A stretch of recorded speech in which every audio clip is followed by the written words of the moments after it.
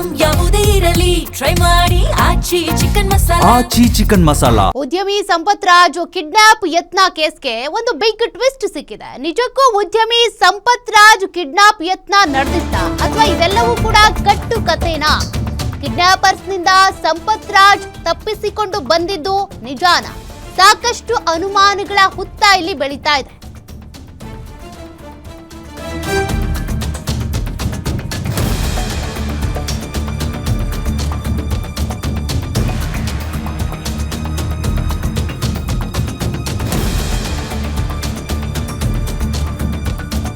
Kidnappers ಗಳಿಂದ ತಪ್ಪಿಸಿಕೊಳ್ಳುವಾಗ 2 round air fire ನಡೆಸಿದ್ದು ಹಾಗಾದ್ರೆ ಸತ್ಯನಾ?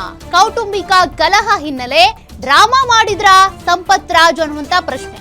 ಉದ್ಯಮಿ ಸಂಪತ್ ರಾಜ್ ನಡೆ ಬಗ್ಗೆ ಹತ್ತಾರು ಅನುಮಾನಗಳು ಈಗ ಮೂಡಿದೆ. ಸಂಪತ್ ರಾಜ್ ಹೇಳಿದ್ದೆಲ್ಲವೂ ಕೂಡ ಸತ್ಯ ಅಂತ ಮೊದಲು ಅನ್ಸಿತ್ತು. ಅದೇ ರೀತಿಯಾಗಿನೇ ಪೊಲೀಸರು ತನಿಖೆ ಮಾಡಿದಂತ ಸಂದರ್ಭದಲ್ಲಿ ಈಗ ಸಾಕಷ್ಟು ಅನುಮಾನಗಳು ಹುಟ್ಕೊಂಡಿವೆ. ಹಾಗಾದ್ರೆ ನಿಜಕ್ಕೂ ಒಂದಷ್ಟು ಕಿಡ್ನಾಪರ್ಸ್ ಬಂದು ಅವ್ರನ್ನ ಕಿಡ್ನಾಪ್ ಮಾಡೋದಕ್ಕೆ ಯತ್ನಿಸಿದ್ರಾ ಅಥವಾ ಕೌಟುಂಬಿಕ ಕಲಹ ಇದ್ದಿದ್ರಿಂದ ಇವರೇ ಏನಾದ್ರೂ ಹೈ ಡ್ರಾಮಾ ಮಾಡಿದ್ರಾ? ತನಿಖೆಯ ಸಂದರ್ಭದಲ್ಲಿ ಪೊಲೀಸರಿಗೆ ಹುಟ್ಕೊಂಡಿರುವಂತ ಅನುಮಾನಗಳಿವು. ಉದ್ಯಮಿ ಸಂಪತ್ ರಾಜ್ ಅವರ ನಡೆ, ಅವರ ಹೇಳಿಕೆಗಳು, ಅವರ ವರ್ತನೆ ಪ್ರತಿಯೊಂದು ಕೂಡ ಈಗ ಹತ್ತಾರು ಅನುಮಾನಗಳಿಗೆ ಎಡೆ ಮಾಡಿಕೊಡ್ತಾ ಇದೆ. ನೋಡಿ, 4 ಮಂದಿ ಕಿಡ್ನಾಪರ್ಸ್ ಬಂದಿದ್ರು, ಅವರು ಕಿಡ್ನಾಪ್ ಮಾಡೋದಕ್ಕೆ ಯತ್ನಿಸಿದ್ರು ಅಂತ ಈ ಉದ್ಯಮಿ ಸಂಪತ್ ರಾಜ್ ಹೇಳಿಕೆ ಕೊಟ್ಟಿರೋದು. 2 ರೌಂಡ್ ಏರ್ ಫೈರ್ ಮಾಡಿ ತಪ್ಪಿಸ್ಕೊಂಡೆ ನಾನು ಅಂತ ಹೇಳಿದ್ದಾರೆ. ಪಿಸ್ತೂಲ್ನಿಂದ ಗುಂಡು ಹಾರಿದ್ರೆ ದೂರಿನಲ್ಲಿ ಯಾಕೆ ಉಲ್ಲೇಖ ಮಾಡಿಲ್ಲ?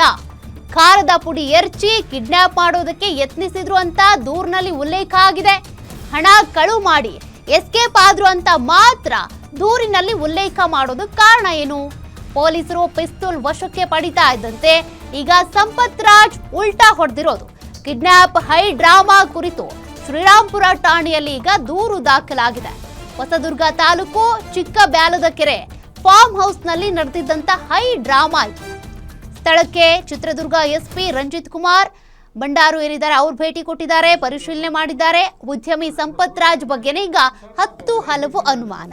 ಕಿಡ್ನಾಪ್ ನಿಜಕ್ಕೂ ನಡೀತಾ, ಇದೆಲ್ಲವೂ ಹೈ ಡ್ರಾಮಾನ ಅಂತ.